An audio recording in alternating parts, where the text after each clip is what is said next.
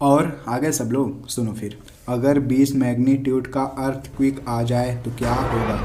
1960 में चिली के वाल्दिविया में 9.5 मैग्नीट्यूड का अर्थक्वेक आया था, जिसे दुनिया का सबसे बड़ा अर्थक्वेक कहा जाता है। 9.5 मैग्नीट्यूड से ज़्यादा का अर्थक्वेक आज तक कहीं पर नहीं आया है। 1960 में जब चिली में ये अर्थक्वेक आया था तो करीब 6000 लोगों की जान चली गई थी और हजारों लोगों का घर उजड़ गया था। अब इस बात से आप ये अंदाजा लगा सकते हो कि जब 9.5 मैग्नीट्यूड के अर्थक्वेक से इतना तबाही हो गया तो 20 मैग्नीट्यूड के भूकंप से क्या तबाही होगा। अब इसे तो कोई काल्पनिक नहीं कहा जा सकता, क्योंकि ये असलियत में भी हो सकता है, लेकिन इतनी इंटेंसिटी का भूकंप आना तो बड़ा मुश्किल है। तो अभी के लिए तो इसे इम्पॉसिबल ही मानकर रखना। लेकिन हम लोग अपनी जानकारी के लिए ये जान लेते हैं कि अगर 20 मैग्नीट्यूड का भूकंप गलती से भी आया तो हमारा क्या होगा। चलिए देखते हैं इस मजेदार नज़ारे को। अर्थक्वेक आने की शुरुआत होती है। टेक्टोनिक प्लेट में अचानक हलचल हुआ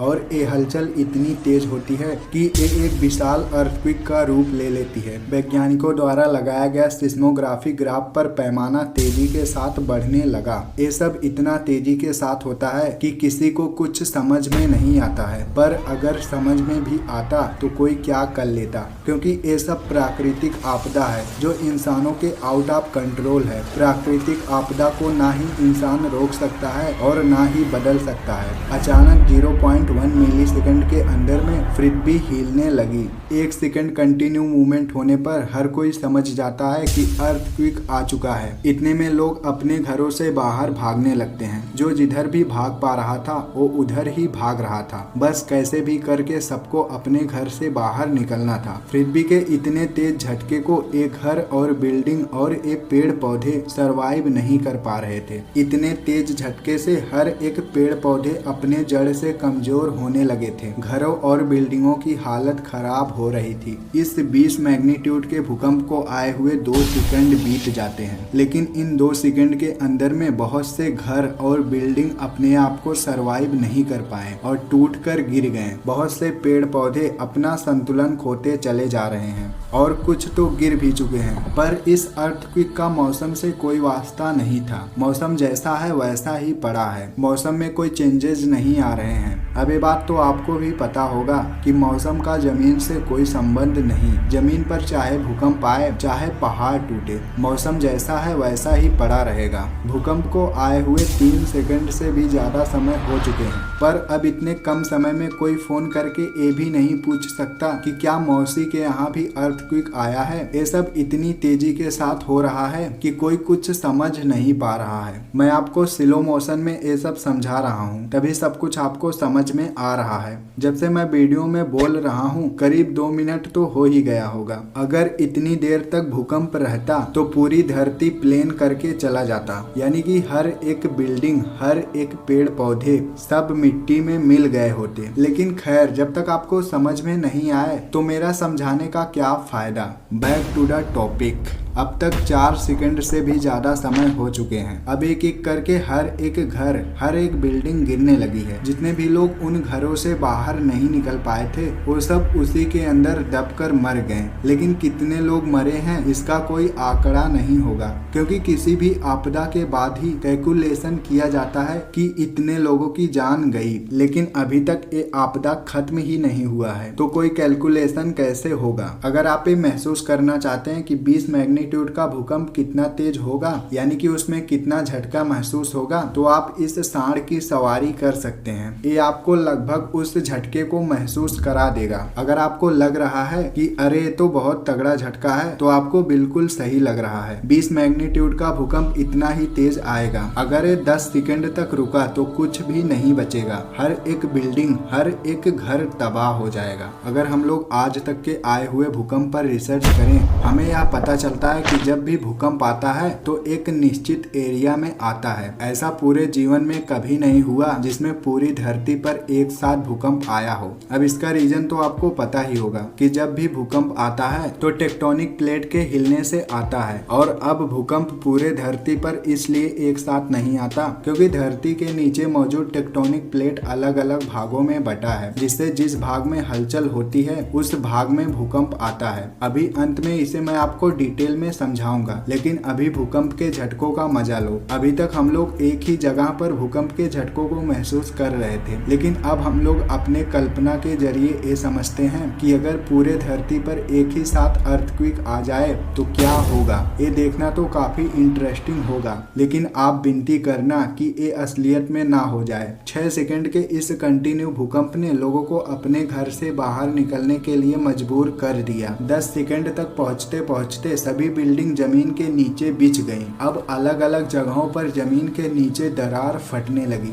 ये दरार कोई छोटा मोटा दरार नहीं है जो सिर्फ पानी को सोखे, ये इंसानों को भी सोख सकता है। यहाँ तक कि कई गाड़ियाँ इसके चपेटे में आ चुकी हैं। अब सबके अंदर एक भयंकर डर पैदा हो रहा है। सब लोग बस अपने सांसों को गिन रहे हैं। कौन किस पल मर जाए ये तो कोई निश्चित नहीं है। अब ये भूकंप 20 सेकंड तक रह गया। रोड पर चल रही हर एक गाड़ियां रुकने लगी। गाड़ियों को चला रहे लोगों को तो ये बात कुछ इतना पता नहीं चल रहा था, लेकिन जैसे ही सड़क पर दरार फाटने लगी वैसे ही लोगों ने अपनी गाड़ियों को रोका, और रोकते ही उन्हें पता चला कि भूकंप का तेज झटका चल रहा है। पटरियों पर दौड़ रही ट्रेन को रोकने का भी कोई ऑप्शन नहीं है, क्योंकि सब लोग काउंटर रूम को छोड़कर बाहर खड़े हैं। लेकिन भूकंप का झटका इतना तेज है कि ट्रेन चला रहे ड्राइवर को भी ये पता चल गया कि भूकंप आया हुआ है। इस खबर से बेहद अनजान लोग जो कि प्लेन में बैठे हुए हैं, प्लेन का धरती से कोई संबंध ना होने की वजह से प्लेन में बैठे लोगों को इस बात का कोई खबर नहीं है, लेकिन रनवे पर खड़े प्लेन को उड़ने के लिए रद्द कर दिया गया। इधर इंसानों की मौत तो हो ही रही है, लेकिन जंगलों में जंगली जानवरों की भी मौत काफी तेजी के साथ हो रही है, क्योंकि ये सब इस बात से बेहद अनजान जानवर हैं जो ये समझ ही नहीं पा रहे हैं कि ये सब क्या हो रहा है, और सभी इधर उधर पेड़ के गिरने से मर जा रहे हैं। पृथ्वी पर आधा से ज्यादा पेड़ पौधे सब जमीन पर गिरे हैं। लेकिन अब अगर यही भूकंप 40 सेकंड तक रुका तो जो नजारा होगा वो बताने लायक भी नहीं होगा, लेकिन ऐसा कभी होगा नहीं। 40 सेकंड तक कोई भूकंप रहता नहीं, बहुत रह गया तो 10 सेकंड या फिर 20 सेकंड, उससे ज्यादा नहीं। लेकिन अगर हम लोग मान लें कि इतना तेज भूकंप किसी भी तरह 40 सेकंड तक रह गया,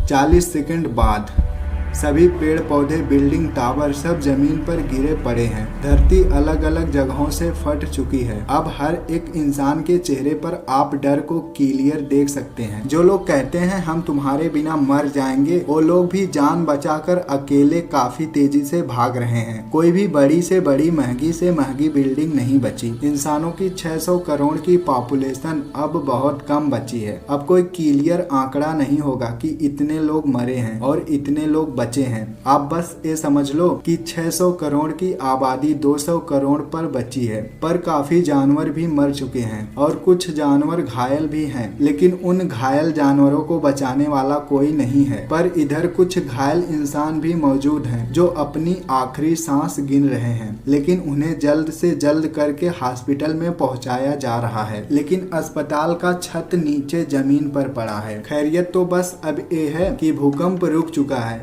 लेकिन अगर यही 20 सेकंड तक और चलता तो फिर शायद कोई इंसान नहीं बचता। अगर कोई बचता तो वो प्लेन में मौजूद लोग और स्पेस में बैठे लोग। हमारी कल्पना 40 सेकंड पर ही खत्म हो गई। आप लोगों के लिए इतना नजारा काफी है भाई। जितने भी लोग बचे हैं उसमें से कुछ लोगों की पूरी फैमिली ही खत्म हो चुकी है, कुछ लोग खुद ही घायल हैं। पर अब कितने लोगों को बचाया जाए, क्योंकि अस्पताल का छत गिरने से अधिकतम दवाइयाँ और इंजेक्शन खराब हो चुके हैं। पर कोई दिक्कत नहीं है। जितने भी लोग सही सलामत बचे हैं वो लोग कुछ दिनों के अंदर में फिर से जीना सीख जाएंगे और फिर वही कार्यक्रम चालू हो जाएगा। अब हमारा दूसरा टॉपिक ये है कि भूकंप आने पर सरवाइव कैसे करें। पहली बात तो भूकंप से आपको डरना नहीं है। जैसे ही भूकंप आए आप तुरंत अपने घर से भागो। लेकिन अगर आप भाग नहीं पा रहे तो आप डोलते हुए जाओ। लेकिन अगर आप डोल भी नहीं पा रहे हो तो आप रेंगते हुए जाओ। लेकिन अगर आप रेंग भी नहीं पा रहे हो तो भी आप एक बार प्रयास करके देखो, आप बच जाओगे। लेकिन अगर आपको लगता है कि आप नहीं बचोगे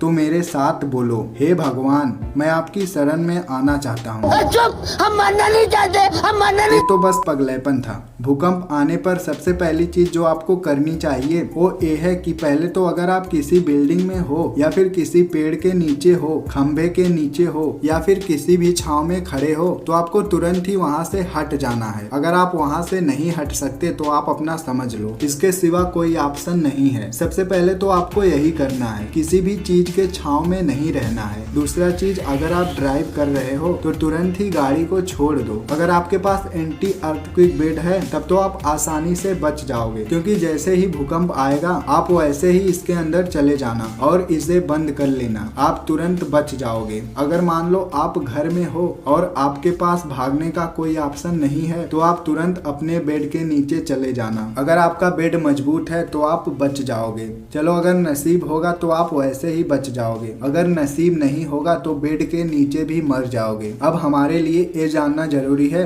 कि आखिर भूकंप आता कैसे है। वैसे तो मैं क्या समझाऊं, क्योंकि भूकंप आने के कई कारण हैं। दो मुख्य कारण मैं आपको बताता हूं। पहला तो भूकंपी तरंगों का निर्माण होता है और दूसरा भूकंप आने का रीजन है कि टेक्टोनिक प्लेट में हलचल। भूकंपी तरंगों का निर्माण कैसे होता है, जैसे पृथ्वी के नीचे किसी रीजन से भूकंपी तरंगों का निर्माण हुआ तो अब वो तरंग ऊपर आना चाहेगा और जब उसका प्रेशर ज्यादा हो जाएगा तो वो ऊपर आ जाएगा, जिससे धरती पर हमें कुछ देर के लिए एक झटका महसूस होगा। दूसरा, टेक्टोनिक प्लेट जब आपस में टकरा जाता है तब भी भूकंप आ जाता है। जैसे ये समझो, ये सब धरती के नीचे मौजूद टेक्टोनिक प्लेट हैं। इसके नीचे के भाग को मेंटल कहा जाता है, जो कि अर्ध तरल होता है, यानी कि कुछ दलदल की तरह। जब एक टेक्टोनिक प्लेट इस अर्ध तरल भाग से एक नीचे चला जाता है और एक ऊपर ही रह जाता है तो दो टेक्टोनिक प्लेट के बीच में आपस में घर्षण हो जाता है, जिससे भूकंप की उत्पत्ति होती है। जहाँ पर दो टेक्टोनिक प्लेट आपस में जुड़ा होता है वहाँ पर भूकंप ज्यादा तेजी से आता है और जैसे जैसे एरिया दूर होता जाएगा वैसे वैसे भूकंप की स्पीड भी कम होती जाएगी।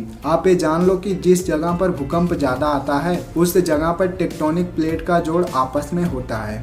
चलो, वीडियो को लाइक करना और चैनल को सब्सक्राइब करना और कमेंट में बताना कि आपको किस तरह का वीडियो पसंद है और मुझे इंस्टाग्राम और व्हाट्सएप पर फॉलो जरूर करना।